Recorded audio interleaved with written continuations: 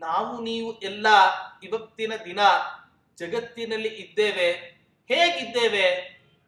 ಬದುಕೋದಕ್ಕೋಸ್ಕರ ತಿನ್ನಬೇಕು ಅನ್ನೋ ಕಾನ್ಸೆಪ್ಟ್ ನಮ್ಮಲ್ಲಿ ಇರಬೇಕು ಹೊರತು ತಿನ್ನೋದಕ್ಕೋಸ್ಕರವೇ ಬದುಕಿದ್ದೇವೆ ಅನ್ನುವಂತ ಜೀವನ ನಮ್ಮದಾಗಬಾರದು. ಯಾಕೆ? ತಿನ್ನೋದಕ್ಕೋಸ್ಕರವೇ ನಾವೇನಾದರೂ ಬದುಕಿದರೆ ಆಗ ಕಂಠಪೂರ್ತಿ ಕುಡಿದರು, ಕಂಠಪೂರ್ತಿ ತಿಂದರು ಕೂಡ ನಮಗೆ ತೃಪ್ತಿಯನ್ನು ಆಗೋದಿಲ್ಲ. ಕೊನೆಗೆ ಅನೇಕ ತರಹದ ಅನಾರೋಗ್ಯ ನಮ್ಮ ದೇಹವನ್ನ ಬಾಧಿಸಿ ಬೇಗ ನಾವು ಮರಣವನ್ನು ಹೊಂದಲಿಕ್ಕೆ ಆಗುತ್ತೆ. ಅದಕ್ಕೆ ಶಾಸ್ತ್ರಕಾರರು ಹೇಳ್ತಾರೆ, ಒಂದು ಬಾರಿ ತಿಂದವನು ಜೀವನದಲ್ಲಿ ಪ್ರತಿನಿತ್ಯ ಒಂದು ಬಾರಿ ಊಟ ಮಾಡಿದವನು ತಿಂದವನು ಯೋಗಿ, 2 ಬಾರಿ ತಿಂದವನು ಭೋಗಿ, 3 ಬಾರಿ ತಿಂದವನು ರೋಗಿ ಅಂತ ಈ ರೀತಿಯಾಗಿ ಹೇಳ್ತಾರೆ. ಆದ್ದರಿಂದ ಯೋಗ ಪ್ರವರ್ತಕರು ಅನೇಕ ಜನ ಹಿರಿಯರು ನಮ್ಮ ಜೀವನದ ರಹಸ್ಯದ ಕೀಲಿ ಕೈಯನ್ನ ನಮ್ಮ ಹತ್ತಿರವೇ ಕೊಟ್ಟಿದ್ದಾರೆ. ಆದ್ರೆ ಆ ಕೀಲಿ ಕೈ ಇದೆ, ಆ ಕೀಲಿ ಕೈ ಇದೆ ಅನ್ನೋ ಅರಿವು ಮಾತ್ರ, ಹೇಗೆ ಬಳಸಬೇಕು ಅನ್ನೋ ಅರಿವು ಮಾತ್ರ ನಮಗೆ ಇವತ್ಯಾರಿಗೂ ಕೂಡ ಗೊತ್ತೇ ಇಲ್ಲ.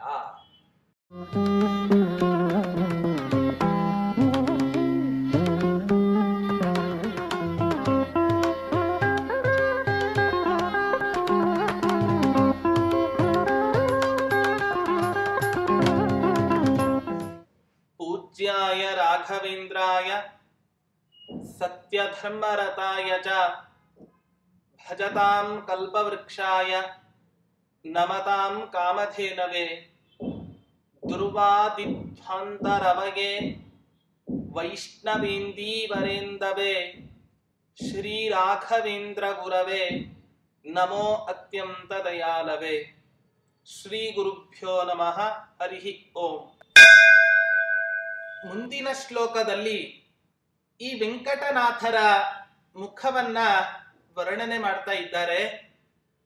ಅಭೂತೋಪಮಾನವನ್ನ ಕೊಟ್ಟು ಈ ವೆಂಕಟನಾಥರ ಮುಖವನ್ನ ವರ್ಣನೆ ಮಾಡ್ತಾ ಇದ್ದಾರೆ.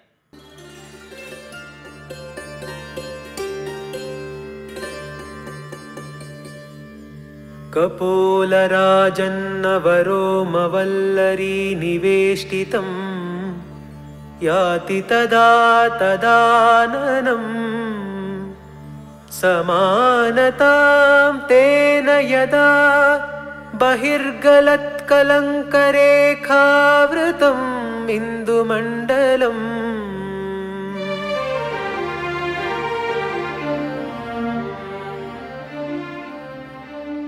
ಪ್ರತಿಯೊಬ್ಬ ಮನುಷ್ಯ ತನ್ನ ಜೀವನದಲ್ಲಿ ಒಟ್ಟು 3 ಅವಸ್ಥೆಗಳನ್ನ 3 ಅಥವಾ 4 ಅವಸ್ಥೆಗಳನ್ನ ತನ್ನ ಜೀವನದಲ್ಲಿ ಅವನು ಹೊಂದುತ್ತಾನೆ.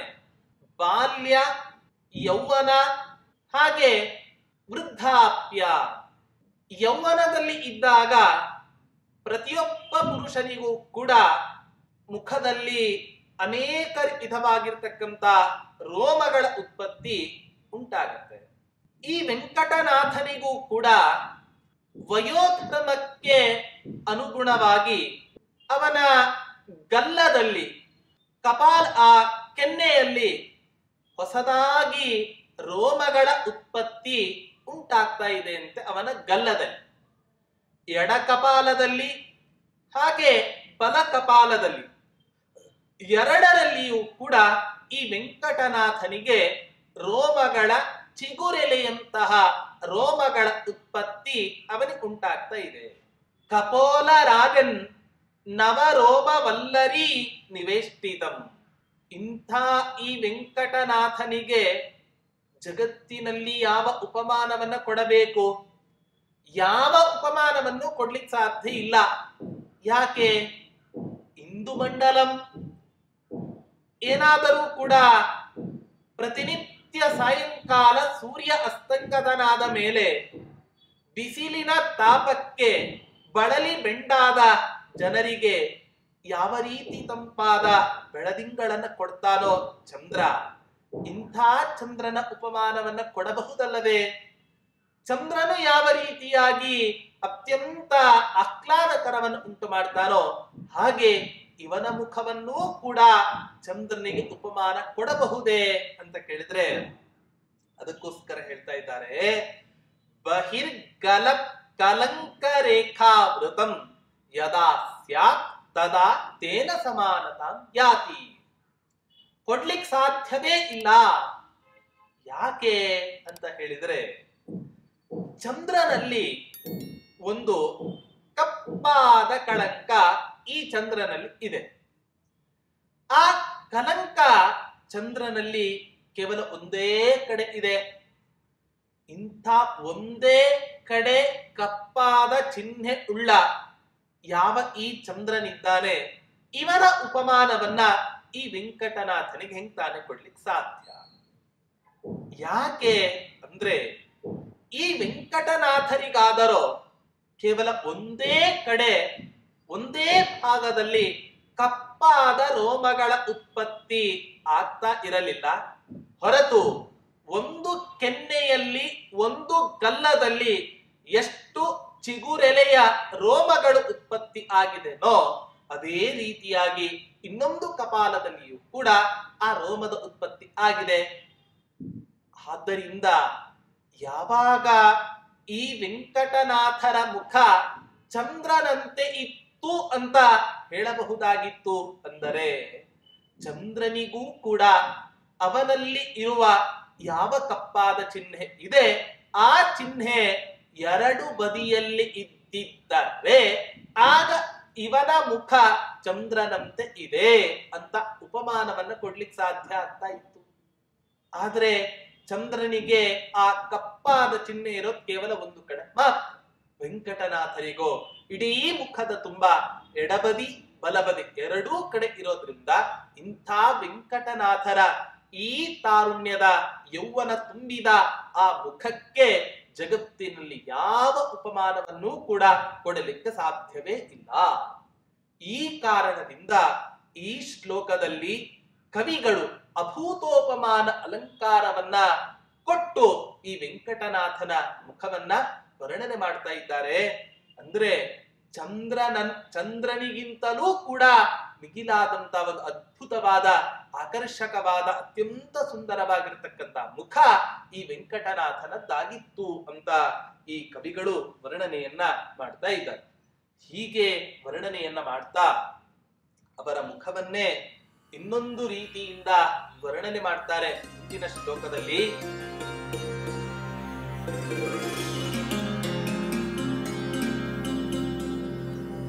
ಗಲಾಂತಪೀತ ಪ್ರಸವಾಸವೈಃ ಪುನಸ್ತದೀಯ ಲೋಭಾಚ್ಚಲಿತಾಲಿಭಿರ್ಯುತಂ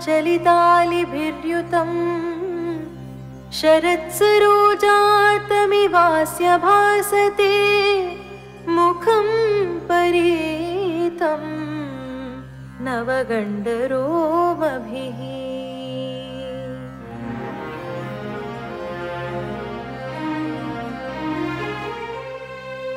ನವಗಂಡ ರೋಮಭಿಹಿ, ಆಗಷ್ಟೇ ಯೌವನಕ್ಕೆ ಪ್ರವೇಶ ಮಾಡ್ತಾ ಇರತಕ್ಕಂತಹ ಯಾವ ಈ ವೆಂಕಟನಾಥನ ಮುಖದಲ್ಲಿ ಬೆಳೀತಾ ಇರತಕ್ಕಂತಹ ಚಿಗುರೆಲೆಯಂಥ ಕೂದಲುಗಳಿದ್ದಾವೋ ಆ ಎಲ್ಲ ಕೂದಲುಗಳು ಕೂಡ ಮುಖಪೂರ್ತಿ ಆವರಿಸಿಕೊಂಡು ಬಿಡ್ತು.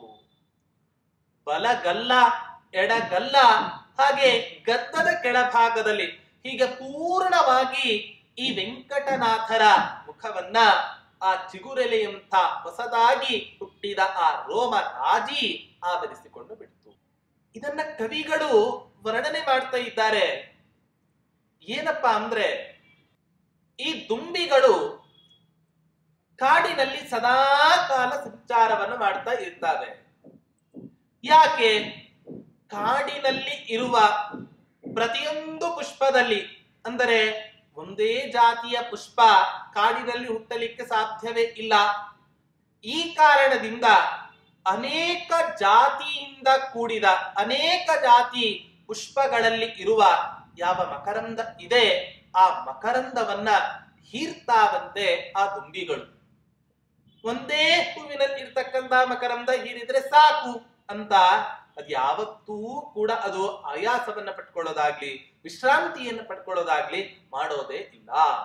ಎಷ್ಟು ಸಾಧ್ಯವೋ ಅಷ್ಟು ಮಕರಂದವನ್ನ ಹೀರಿ ತನ್ನ ಗೂಡಿನಲ್ಲಿ ನಾನು ಅದನ್ನ ಸಂಗ್ರಹಿಸಿ ಇಡಬೇಕು ಅನ್ನೋ ಭಾವನೆಯಿಂದ ಪ್ರತಿಯೊಂದು ದುಂಬಿಯೂ ಕೂಡ ಆ ಕಾಡಿನಲ್ಲಿ ಬೆಳೆದ ಹೂವಿನಲ್ಲಿ ಇರ್ತಕ್ಕಂಥ ಮಕರಂದವನ್ನ ಹೀರ್ತಾನೆ ಇರ್ತಾವೆ. ಆದ್ರೆ ಈ ದುಂಬಿಗಳಿಗೆ ಸ್ವಲ್ಪ ದುರಾಸೆ ಜಾಸ್ತಿ ಆಗಿದೆ ಅಂತ ಬರೋಣ. ಯಾಕೆ? ಕಂಠಪೂರ್ತಿ ಕುಡಿದರೂ ಕೂಡ ಹೂವಿನಲ್ಲಿ ಇರ್ತಕ್ಕಂಥ ಮಕರಂದವನ್ನ ಕಂಠಪೂರ್ತಿ ಕುಡಿದರೂ ಕೂಡ ಅವುಗಳಿಗೆ ತೃಪ್ತಿ ಆಗಿಲ್ಲ.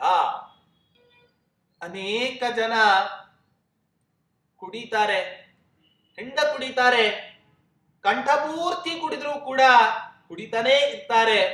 ಕುಡಿದು ಎಚ್ಚರವೇ ಇಲ್ಲದಂತೆ ಏನ್ ಮಾಡ್ತಾರೆ ಅಂದ್ರೆ ಎಲ್ಲೋ ಬಿತ್ಕೊಂಡು ಬಿಡ್ತಾರೆ. ಇನ್ನು ಕೆಲವರು ಹೊಟ್ಟೆ ಹಸಿವು ಇಂಗೋದಕ್ಕೋಸ್ಕರ ಎಷ್ಟು ಆಹಾರ ಬೇಕೋ ಅಷ್ಟು ಆಹಾರವನ್ನು ಮಾತ್ರ ಸ್ವೀಕರಿಸದೆ ನಾವು ನೀವು ಎಲ್ಲ ಇವತ್ತಿನ ದಿನ ಜಗತ್ತಿನಲ್ಲಿ ಇದ್ದೇವೆ. ಹೇಗಿದ್ದೇವೆ? ಬದುಕೋದಕ್ಕೋಸ್ಕರ ತಿನ್ನಬೇಕು ಅನ್ನೋ ಕಾನ್ಸೆಪ್ಟ್ ನಮ್ಮಲ್ಲಿ ಇರಬೇಕು ಹೊರತು ತಿನ್ನೋದಕ್ಕೋಸ್ಕರವೇ ಬದುಕಿದ್ದೇವೆ ಅನ್ನುವಂತ ಜೀವನ ನಮ್ಮದಾಗಬಾರದು. ಯಾಕೆ? ತಿನ್ನೋದಕ್ಕೋಸ್ಕರವೇ ನಾವೇನಾದರೂ ಬದುಕಿದರೆ ಆಗ ಕಂಠಪೂರ್ತಿ ಕುಡಿದರು, ಕಂಠಪೂರ್ತಿ ತಿಂದರೂ ಕೂಡ ನಮಗೆ ತೃಪ್ತಿಯನ್ನು ಆಗೋದಿಲ್ಲ. ಕೊನೆಗೆ ಅನೇಕ ತರಹದ ಅನಾರೋಗ್ಯ ನಮ್ಮ ದೇಹವನ್ನ ಬಾಧಿಸಿ ಬೇಗ ನಾವು ಮರಣವನ್ನು ಹೊಂದಲಿಕ್ಕೆ ಆಗತ್ತೆ. ಅದಕ್ಕೆ ಶಾಸ್ತ್ರಕಾರರು ಹೇಳ್ತಾರೆ, ಒಂದು ಬಾರಿ ತಿಂದವನು ಜೀವನದಲ್ಲಿ ಪ್ರತಿನಿತ್ಯ ಒಂದು ಬಾರಿ ಊಟ ಮಾಡಿದವನು ತಿಂದವನು ಯೋಗಿ, 2 ಬಾರಿ ತಿಂದವನು ಭೋಗಿ, 3 ಬಾರಿ ತಿಂದವನು ರೋಗಿ ಅಂತ ಈ ರೀತಿಯಾಗಿ ಹೇಳ್ತಾರೆ. ಆದ್ದರಿಂದ ಯೋಗ ಪ್ರವರ್ತಕರು ಅನೇಕ ಜನ ಹಿರಿಯರು ನಮ್ಮ ಜೀವನದ ರಹಸ್ಯದ ಕೀಲಿ ಕೈಯನ್ನ ನಮ್ಮ ಹತ್ತಿರವೇ ಕೊಟ್ಟಿದ್ದಾರೆ. ಆದ್ರೆ ಆ ಕೀಲಿ ಕೈ ಇದೆ, ಆ ಕೀಲಿ ಕೈ ಇದೆ ಅನ್ನೋ ಅರಿವು ಮಾತ್ರ, ಹೇಗೆ ಬಳಸಬೇಕು ಅನ್ನೋ ಅರಿವು ಮಾತ್ರ ನಮಗೆ ಇವತ್ಯಾರಿಗೂ ಕೂಡ ಗೊತ್ತೇ ಇಲ್ಲ. ಈ ಕಾರಣದಿಂದಲೇ ಎಷ್ಟೋ ಜನ 40 ಆಗ್ಲಿಕ್ಕಿಲ್ಲ, ಏನೋ ತಿನ್ನಬಾರದನ್ನ ತಿಂದು, ಕುಡಿಯಬಾರದನ್ನ ಕುಡಿದು, ನೋಡಬಾರದನ್ನ ನೋಡಿ, ಕೇಳಬಾರದನ್ನ ಕೇಳಿ, ಯಾವ ಕೆಲಸವನ್ನ ಮಾಡಬಾರದು ಅಂತ ಶಾಸ್ತ್ರದಲ್ಲಿ ನಿಷೇಧ ಮಾಡಿದ್ದಾರೋ ಆ ಎಲ್ಲ ಕೆಲಸವನ್ನು ಕೂಡ ಮಾಡಿ ಇವತ್ತಿನ ದಿನ ಅನರ್ಥವನ್ನ ಹೊಂದುತ್ತಾ ಇದ್ದಾರೆ, ಬೇಗ ಮರಣವನ್ನು ಹೊಂದುತ್ತಾ ಇದ್ದಾರೆ ಇವತ್ತಿನ ದಿನ ಜಗತ್ತಿನಲ್ಲಿರ್ತಕ್ಕಂಥ ಜನಗಳು. ಆದ್ದರಿಂದ ನಮ್ಮ ಆರೋಗ್ಯದ ಗುಟ್ಟು ನಮ್ಮ ಕೈಯಲ್ಲಿಯೇ ಇದೆ ಅಂತ ಅನೇಕ ಶಾಸ್ತ್ರಕಾರರು ನಮಗೆ ತೋರಿಸಿಕೊಟ್ಟಿದ್ದಾರೆ. ಈ ಕಾರಣದಿಂದ ಆದ್ರೆ ಆ ದುಂಬಿಗಳು ಮಾತ್ರ ಕಂಠಪೂರ್ತಿ ಹೂವಿನಲ್ಲಿ ಇರುವ ಆ ಮಕರಂದದ ಸವಿಯನ್ನ ಉಂಡರೂ ಕೂಡ ಅವುಗಳಿಗೆ ಸಮಾಧಾನ ಆಗಲಿಲ್ಲ.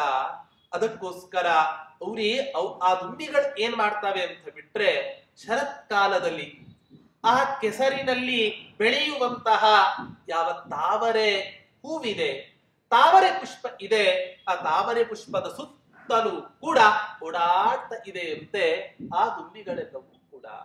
ಹೀಗೆ ನೋಡಿ ಎಂಥ ಆಶ್ಚರ್ಯ ಅಂದ್ರೆ, ಶರತ್ ಸರೋಜಾತ ಶರತ್ಕಾಲದ ಕೆಸರಿನಲ್ಲಿ ಹುಟ್ಟುವಂಥ ಯಾವ ಆ ತಾವರೆ ಪುಷ್ಪ ಎಷ್ಟು ಅತ್ಯಂತ ಬೆಲೆ ಉಳ್ಳದ್ದು, ಎಷ್ಟೊಂದು ಮಹತ್ವ ಉಳ್ಳದ್ದು ಅಂತ ನಾವೆಲ್ಲ ಅನ್ಕೋತೇವೆ. ಆದ್ರೆ ಬೆಳೆಯೋದು ಎಲ್ಲಿ? ಕೆಸರಿನಲ್ಲಿ. ಅದರಿಂದ ಯಾವುದೇ ಆಗಲಿ, ಎಲ್ಲೇ ಬೆಳೆಯಲಿ, ಅದಕ್ಕೆ ಇರುವಂತ ಮಹತ್ವ ಮಾತ್ರ ಯಾವತ್ತೂ ಕೂಡ ಹೋಗೋದಿಲ್ಲ. ಈ ಕಾರಣದಿಂದ ನಿಮ್ಮಲ್ಲಿಯೂ ಕೂಡ, ನಮ್ಮಲ್ಲಿ ಪ್ರಪಂಚದಲ್ಲಿ ಅನೇಕ ತರಹದ ಇವತ್ತಿನ ದಿನ ಒಳ್ಳೆ ಜ್ಞಾನಿಗಳು ಯಾವ ರೂಪದಲ್ಲಿ ಇರ್ತಾರೆ ಬಗ್ಗೆ ಗೊತ್ತಾಗೋದಿಲ್ಲ. ಬೂದಿ ಮುಚ್ಚಿದ ಕೆಂಡದಂತೆ ಎಲ್ಲ ಕಡೆಯೂ ಕೂಡ ಅವರು ವ್ಯಾಪಿಸಿಕೊಂಡು ಬಿಟ್ಟಿರ್ತಾರೆ. ಆದ್ದರಿಂದ ನಾವು ಕೂಡ ತಾವರೆ ಪುಷ್ಕರ ಪಲಾಶವನ್ ನಿರ್ಲೇಪ ಈ ಸಂಸಾರದಲ್ಲಿ ಇದ್ದು ಆ ಅತಿಥಿಗಳ ಸತ್ಕಾರವನ್ನು ಮಾಡಿ ನಾವು ಅವರಿಗೆ ಗೌರವವನ್ನು ಕೊಡಬೇಕು ಅಂತ ಹೇಳುತ್ತೆ. ಇಲ್ಲಿ ವೆಂಕಟನಾಥನ ಆ ರೋಮರಾಜಿಯನ್ನ ವರ್ಣನೆ ಮಾಡ್ತಾ ಕಂಠಪೂರ್ತಿ ಕುಡಿದರೂ ಕೂಡ ಆ ದುಂಬಿಗಳು ಯಾವ ರೀತಿ ತಾವರಿ ಹೂವಿನ ಸುತ್ತಲೂ ಕೂಡ ತಿರುಗಾಡ್ತಾ ಇರ್ತಾವೋ ಅದರಂತೆ ಈ ದುಂಬಿಗಳೂ ಕೂಡ ಕಂಠಪೂರ್ತಿ ಕುಡಿದು ಆಮೇಲೆ ಈ ವೆಂಕಟನಾಥನ ಮುಖ ಕಮಲದ ಸುತ್ತಲೂ ಕೂಡ ತಿರುಗಾಡ್ತಾ ಇದ್ದಾವೋ ಏನೋ ಅಂತ ಅನಿಸ್ತಾ ಇದೆ. ಶರತ್ ಸರೋಜಾತಮಿವ ಭಾಸತೆ ಅಂತ ಈ ರೀತಿಯಾಗಿ ವರ್ಣನೆ ಮಾಡ್ತಾ ಇದ್ದಾರೆ. ಅಂದರೆ ಆ ವೆಂಕಟನಾಥರ ಮುಖ ಆ ಕಾಲದಲ್ಲಿ ವಯಸ್ಸಿನಲ್ಲಿ ಬೆಳೆಯುವಂತಹ ಯಾವ ನವ ರೋಮರಾಜಿ ಇದೆ, ಚಿಗುರೆಲೆಯಂಥ ಕೂದಲುಗಳಿದೆ, ಆ ಎಲ್ಲ ಕೂದಲುಗಳಿಂದ ಆ ವೆಂಕಟನಾಥರ ಮುಖ ಪೂರ್ಣ ಆವೃತ್ತವಾಗಿತ್ತು ಅನ್ನೋದನ್ನ ವರ್ಣನೆ ಮಾಡ್ತಾ ಇದ್ದಾರೆ ಈ ಶ್ಲೋಕದಲ್ಲಿ. ಹೀಗೆ ನಿರೂಪಣೆಯನ್ನ ಮಾಡ್ತಾ ಮುಂದಿನ ಶ್ಲೋಕದಲ್ಲಿಯೂ ಕೂಡ ಈ ವೆಂಕಟನಾಥರ ಮುಖವನ್ನೇ ವರ್ಣನೆ ಮಾಡ್ತಾ ಇದ್ದಾರೆ.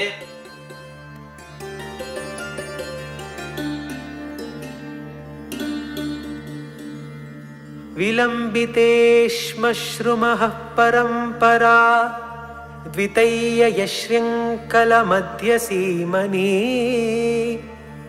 ತದಾನನೆ ಶಬ್ದ ಸುವರ್ಣ ಭಾಜನೆ ವಿರಾಜತೆ ವಿಸ್ತೃತ ಶಾಸ್ತ್ರ ಶೇವಧಿಃ.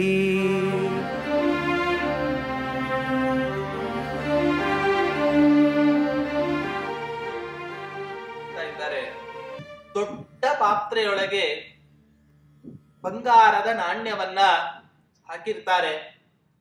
ಆ ಬಂಗಾರದ ನಾಣ್ಯಗಳನ್ನ ಇಟ್ಟು ಸರಪಳಿಗಳನ್ನ ಕಟ್ತಾರೆ. ಎಷ್ಟೇ ಆಗಲಿ ಪ್ರತಿಯೊಬ್ಬ ಮನುಷ್ಯನಿಗೂ ಕೂಡ ಬಂಗಾರದ ಮೇಲೆ ಸಹಜವಾಗಿಯೇ ಒಂದು ವ್ಯಾಮೋಹ ಇರುತ್ತೆ. ಈ ಕಾರಣದಿಂದ ಯಾವ ಆ ಬಂಗಾರವನ್ನ ದೊಡ್ಡ ಪಾತ್ರೆಯಲ್ಲಿ ಹಾಕಿದ್ದನೋ ಆ ಪಾತ್ರೆಗೆ ಸರಳನ್ನ ಬಿಗಿದು ಬೀಗವನ್ನ ಹಾಕಿ ಆ ನಿಧಿಯನ್ನ ತಮ್ಮ ಮನೆಯಲ್ಲಿ ಹಿಂದಿನ ಕಾಲದಲ್ಲಿ ನೇತ ಹಾಕ್ತಾ ಇದ್ರು. ಈಗಿನ ಕಾಲದವರೆಲ್ಲ ತಮ್ಮ ಹತ್ತಿರ ಇರತಕ್ಕಂತ ತಾವೇ ಸಂಪಾದನೆ ಮಾಡಿದ ಯಾವ ಬಂಗಾರ, ಅನೇಕ ವಿಧವಾದಂತ ದುಡ್ಡಿದೆ, ತಮ್ಮ ಹತ್ತಿರ ರಕ್ಷಣೆ ಮಾಡ್ಕೊಳ್ಳಿಕ್ ಸಾಧ್ಯ ಇಲ್ಲ ಅಂತ ಹೇಳಿ ಅನೇಕ ಜನ ಇವತ್ತಿನ ದಿನ ಬ್ಯಾಂಕ್ನಲ್ಲಿ ಲಾಕರ್ನಲ್ಲಿ ಇಟ್ಟು ಅದಕ್ಕೂ ದುಡ್ಡನ್ನು ಕೊಡ್ತಾ ಇದ್ದಾರೆ ಇವತ್ತಿನ ಜನ. ಹಿಂದಿನ ಕಾಲದಲ್ಲಿ ಹೇಗೆ ತಮ್ಮಲ್ಲಿ ಇರತಕ್ಕಂತ ಆಭರಣ, ಬೆಳ್ಳಿ ಬಂಗಾರ ಆಭರಣಗಳನ್ನ ಯಾವ ರೀತಿ ರಕ್ಷಣೆ ಮಾಡ್ತಾ ಇದ್ರು ಅನ್ನೋದನ್ನ ವರ್ಣನೆ ಮಾಡ್ತಾ ಇದ್ದಾರೆ.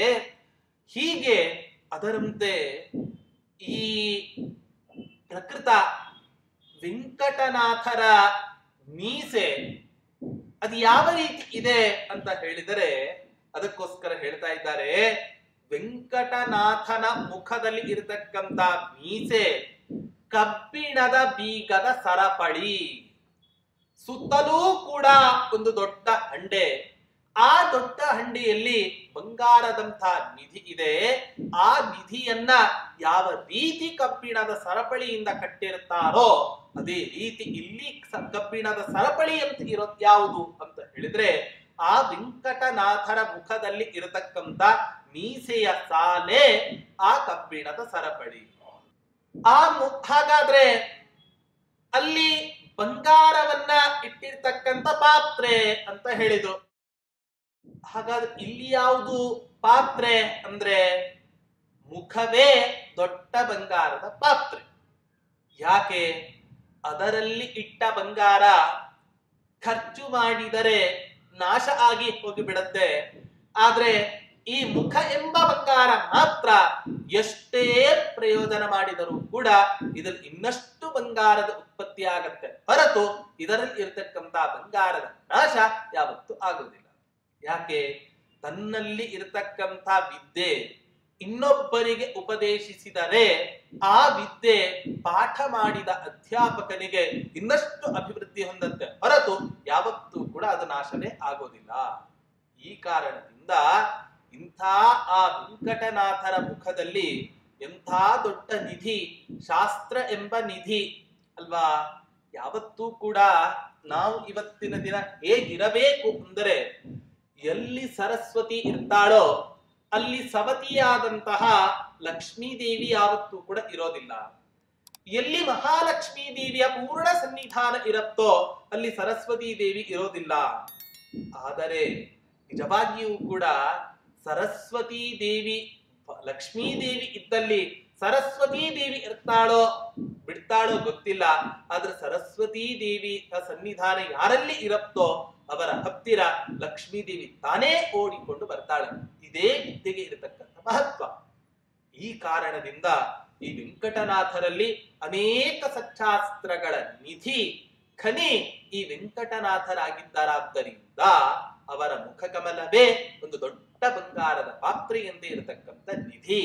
ಇಂಥ ನಿಧಿಯನ್ನ ತಮ್ಮಲ್ಲಿ ಇರತಕ್ಕಂತ ಒಂದು ಅಪೂರ್ವವಾಗಿರ್ತಕ್ಕಂಥ ನಿಧಿಯನ್ನ ಹೇಗೆ ರಕ್ಷಣೆ ಮಾಡಿಕೋಬೇಕು ಅಂತ ಹೇಳಿದರೆ ಅವರ ಮೀಸೆ ಎಂಬ ಆ ಸರಪಳಿಯಿಂದ ಬೀಗವನ್ನ ಹಾಕಿ ತಮ್ಮಲ್ಲಿ ಇರತಕ್ಕಂತ ನಿಧಿಯನ್ನ ರಕ್ಷಣೆ ಮಾಡಿಕೊಳ್ತಾ ಇದ್ದಾರೆ ಈ ವೆಂಕಟನಾಥರು ಅಂತ ಈ ರೀತಿಯಾಗಿ ಅವರು ವರ್ಣನೆಯನ್ನ ಮಾಡ್ತಾ ಇದ್ದಾರೆ. ಮತ್ತೆ ಅಷ್ಟೇ ಅಲ್ಲ, ಪಾತ್ರೆಗಳಲ್ಲೆಲ್ಲ ಬಂಗಾರ ಇರತಕ್ಕಂತಹ ಪಾತ್ರೆಗಳಲ್ಲಿ ಹಿಂದಿನ ಕಾಲದಲ್ಲಿ ಶಂಖ, ಚಕ್ರ, ಪದ್ಮ ಇವೇ ಮೊದಲಾದಂತ ನಿಧಿಗಳು ಯಾವ ರೀತಿಯಾಗಿ ಇಟ್ಟು ಅದಕ್ಕೆ ಚಿಹ್ನೆಯನ್ನು ಕೊಡ್ತಾ ಇದ್ರೋ ಹಾಗೆ ಇವರೂ ಕೂಡ ತಮ್ಮ ಸುತ್ತಮುತ್ತ ಬಲಬದಿಯಲ್ಲಿ ಸುದರ್ಶನ ಮುದ್ರೆಯನ್ನ, ಎಡಬದಿಯಲ್ಲಿ ಶಂಖ ಮುದ್ರೆಯನ್ನ ಧರಿಸಿಕೊಂಡು ಇವರೂ ಕೂಡ ತಮ್ಮ ಮುಖ ಕಮಲದಲ್ಲಿ ಅನೇಕ ಆಚಾರ್ಯ ಮಧ್ವರ, ಶ್ರೀಮಠ್ ಟೀಕಾಕೃತ್ಪಾದರ, ವ್ಯಾಸತೀರ್ಥರ ಅನೇಕ ಸಚ್ಚಾಸ್ತ್ರ ಗ್ರಂಥಗಳೆಂಬ ದೊಡ್ಡ ನಿಧಿಯನ್ನ ಲೌಕಿಕ ಬಂಗಾರದ 22 ಕ್ಯಾರೆಟ್ 24 ಕ್ಯಾರೆಟ್ 24 ಕ್ಯಾರೆಟ್ ಗಿಂತಲೂ ಕೂಡ 100% ವಜ್ರದ ಖನಿಯಂತೆ ಇರುವಂತಹ ಯಾವ ಮಧ್ವಾಚಾರ್ಯರ ಸಚ್ಚಾಸ್ತ್ರ ಎಂಬ ನಿಧಿ ಇದೆ, ಆ ನಿಧಿಯನ್ನೇ ತಮ್ಮ ಮುಖ ಕಮಲದಲ್ಲಿ ಇಟ್ಟುಕೊಂಡಿದ್ದಾರೆ ಈ ವೆಂಕಟನಾಥರು. ಈ ನಿಧಿಯನ್ನ ರಕ್ಷಣೆ ಮಾಡಿಕೊಳ್ಳೋದಕ್ಕೋಸ್ಕರ ಆ ವೆಂಕಟನಾಥರು ಆ ಮೀಸೆಯಿಂದ ಆ ನಿಧಿಯನ್ನ, ಮೀಸೆ ಎಂಬ ಸರಪಳಿಯಿಂದ ತಮ್ಮ ಆ ನಿಧಿಯನ್ನ ರಕ್ಷಣೆ ಮಾಡ್ಕೋತಾ ಇದ್ದಾರೆ ಅಂತ ಈ ರೀತಿಯಾಗಿ ವರ್ಣನೆಯನ್ನ ಮಾಡ್ತಾ ಇದ್ದಾರೆ. ಹೀಗೆ ವರ್ಣನೆಯನ್ನು ಮಾಡ್ತಾ ಮುಂದಿನ ಅನೇಕ ಶ್ಲೋಕಗಳಲ್ಲಿ ಆ ವೆಂಕಟನಾಥರ ಹುಬ್ಬುಗಳನ್ನ, ಹಾಗೆ ವೆಂಕಟನಾಥರ ಹಣೆಯನ್ನ, ಹಾಗೆ ವೆಂಕಟನಾಥರ ತುಟಿ, ಅವರ ದೇಹದ ಪ್ರತಿಯೊಂದು ಭಾಗಗಳನ್ನು ಕೂಡ ಅದ್ಭುತವಾದಂತ ಉಪಮಾನವನ್ನ ಕೊಟ್ಟು ನಮಗೆ ನಾರಾಯಣಾಚಾರ್ಯರು ವರ್ಣನೆಯನ್ನ ಮಾಡಿ ತೋರಿಸ್ತಾರೆ. ಇದರಿಂದ ಗೊತ್ತಾಗತ್ತೆ ಕೇವಲ ರಾಯರ ವ್ಯಕ್ತಿತ್ವವನ್ನ ಮಾತ್ರ ಇದರಲ್ಲಿ ನಾವು ಚಿಂತನೆಯನ್ನ ನಡೆಸದೆ ವೆಂಕಟನಾಥರ ಆ ನಾರಾಯಣಾಚಾರ್ಯರ ಯಾವ ಕವಿತಾ ಶಕ್ತಿ ಇದೆ, ಕಾವ್ಯ ಶಕ್ತಿ ಇದೆ, ಅದೆಂಥ ಅದ್ಭುತವಾದದ್ದು ಅನ್ನೋದನ್ನು ಕೂಡ ನಾವು ಈ ಸಮಯದಲ್ಲಿ ಚಿಂತನೆಯನ್ನ ಮಾಡಬೇಕು ಅಂತ ಹೇಳ್ತಾ ಶ್ರೀಕೃಷ್ಣ